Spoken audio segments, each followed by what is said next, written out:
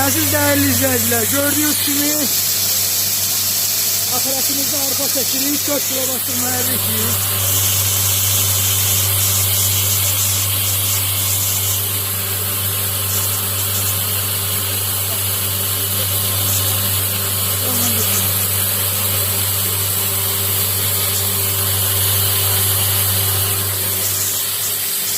Yani temiz arpa yarması.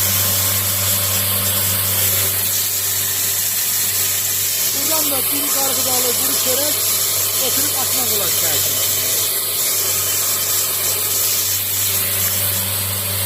Değerli izleyiciler, arpalarımızı çəkdik. Profesör Evyas xahiş elədi. Bu gözdə yonca da çəkdik. Yani bu gözdə biraz gec olur arpa gözü ilə yonca çəkmək, amma yenə də aparatımız çəkdi. Gördüyünüz kimi arpa yarmamız. İzlediğiniz için teşekkürler.